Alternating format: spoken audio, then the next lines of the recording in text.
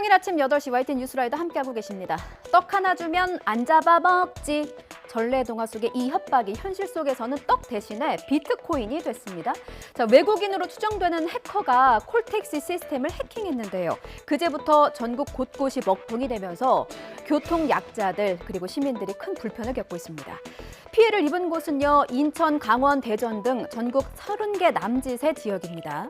해커는 비트코인을 줘야 이 서버를 복구해주겠다고 협박을 해왔고요. 운영업체는 급한 대로 1억 원어치의 비트코인을 보냈는데 아직 데이터 복구키는 못 받은 상태입니다. 지금이야 이렇게 넘어간다지만 이런 일이 반복되면 취약한 서버를 갖고 있는 곳곳이 해커의 먹잇감이 되지는 않을까 걱정이 앞섭니다. 나혜인 기자가 보도합니다. 운영업체 서버가 일요일 새벽 해외 해킹 조직의 랜섬웨어 공격을 받아 시스템이 마비된 겁니다. 장애인 콜택시 자비콜 이용하시는 분들이 한 3,000 정도 되고요. 둘이받은 900에서 1,000콜 정도 돼요. 데이터 자체가 없는 상태라서 강제로 배차를 하는 거, 위치 정보를 파악을 할 수가 없으니까. 산간 지역을 포함한 다른 피해 시군 역시 예전처럼 일반 전화로 택시 배차가 이루어지는 것으로 알려졌습니다. 일단 추가 피해를 막고자 해커가 요구한 우리 돈 1억 원어치 비트코인을 지급한 뒤 데이터 복구 키를 요구했습니다. 그러니까 그 해커들이 야간에 이렇게 활동을 한다 그래서 그쪽 연락을 기다리고 있는 것이 새롭게 시스템을 다시 구축해서 이제 운영을 하게끔 만들어야 되는데. 업체는 복구 키를 받게 되면 이틀에서 사흘 안에 시스템 운영이 정상화할 거라고 내다봤습니다.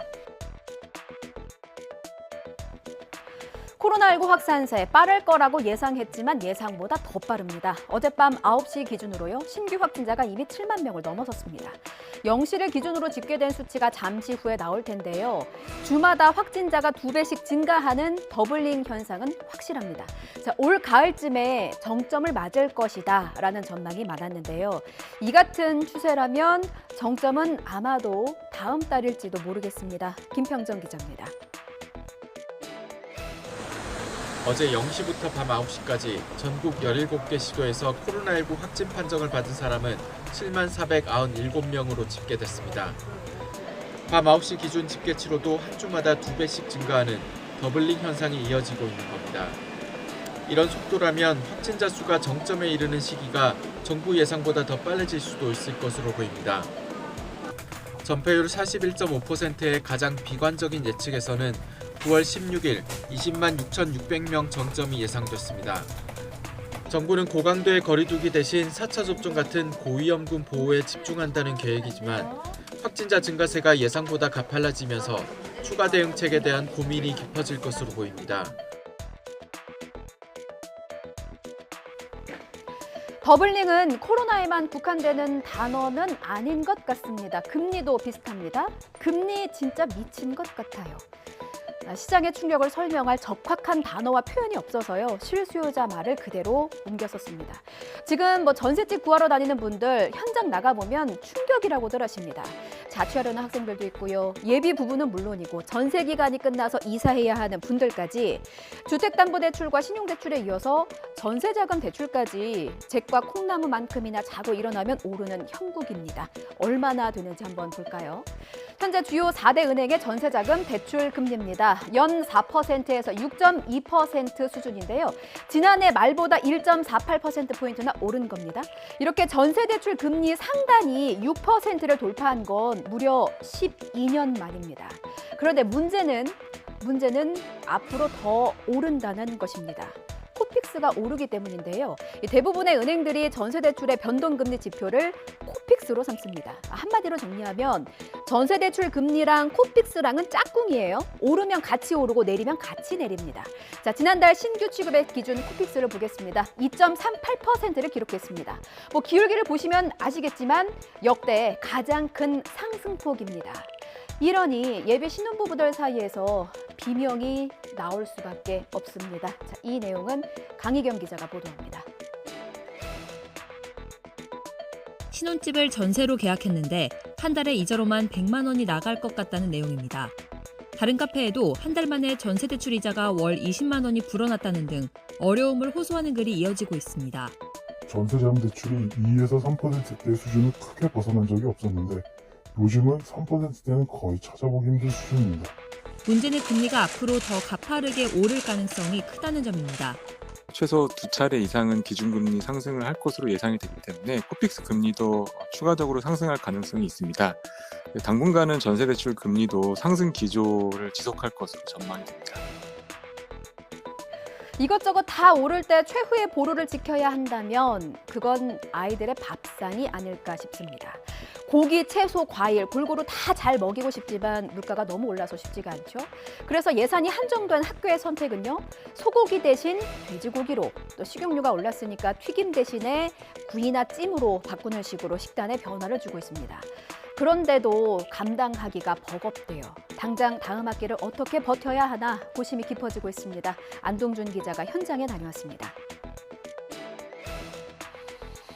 지금 전년 대비 축산물 같은 경우에는요, 한 20% 이상 정도 올랐고요. 단백질 식품을 찾다 보면 달걀이나 그다음에 뭐 닭고기, 그다음에 두부 그런 아마도 식재료를 많이 사용할 수밖에 없을 것 같습니다. 축산물뿐만 아니라 다른 식재료 물가도 무섭게 치솟다 보니 식단을 짜는데 골머리를 앓고 있습니다. 특히 2학기에도 지금과 같은 물가 상승 흐름이 이어지면 당장 과일이나 고기를 배식하는 횟수까지 줄이는 방법도 생각해야 하는 실정입니다.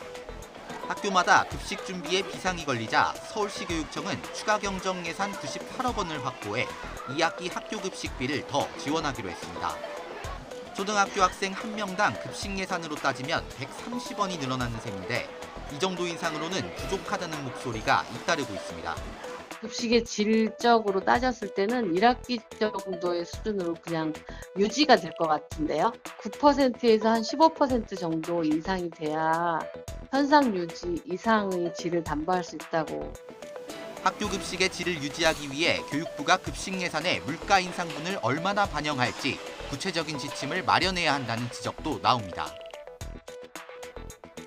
대우조선해양 하청업체 노조가 파업을 이어가고 있는데요. 오늘로 48일째입니다. 하청업체 노조의 핵심 주장은 임금 30%를 올려달라는 것입니다. 건조 중인 원유 운반선을 점거해서 농성하고 무기한 단식도 한창입니다. 이 와중에 원청과 노노 갈등까지 겹치면서 정말 꼬일 대로 꼬인 형국입니다. 결국 윤석열 대통령이 직접 나섰는데요. 산업 현장의 불법 상황이 종식돼야 한다는 강경한 입장을 밝혔습니다. 아직 협상의 시간은 남아 있습니다. 대우조선해양이 2주 여름 휴가를 시작하기 전에 23일 전 금요일까지가 마지막 골든타임이 되지 않을까 합니다. 조은지 기자입니다. 노사관계에서 법치주의는 확립돼야 한다. 산업 현장의 불법 상황은 종식돼야 한다고 강경하게 말했습니다. 지난달 화물연대 파업 때 밝혔던 소신 그대로입니다. 사용자의 부당 노동 행위든 또 노동자의 불법 행위든 간에 법에 따라서 원칙에 따라 대응하겠다고 계속 천명해 왔습니다. 윤 대통령은 수석비서관 회의 땐 장관들이 적극 나서서 해결하라고 지시했는데 기재부 추경호, 법무부 한동훈 등 관계장관 5명은 무책임하다, 이기적이다, 처벌을 피할 수 없다는 등 강도 높은 표현으로 하청노조를 압박했습니다. 정부는 대우조선해양의 1분기 적자가 4,700억 원에 달한다며 법과 원칙에 따른 엄정 대응을 천명했습니다. 공권력 투입 가능성까지 내비친 걸로 풀이됩니다. 국민의힘도 단호한 대응을 주문하며 박자를 맞춘 반면 더불어민주당은 제2의 쌍용차 사태가 우려된다며 대화로 적극 중재할 것을 요구했습니다. 불법 점거는 조선업뿐만 아니라 지역 경제에 대한 테러 행위입니다. 우리 사회가 선진화되기 위해서는 불법에 끌려다녀서는 안 됩니다. 정부가 사태 해결을 위한 노력을 방기하고 파업에 대한 공권력 투입과 법적 책임만 강요한다면 사태는 더욱 악화될 것입니다.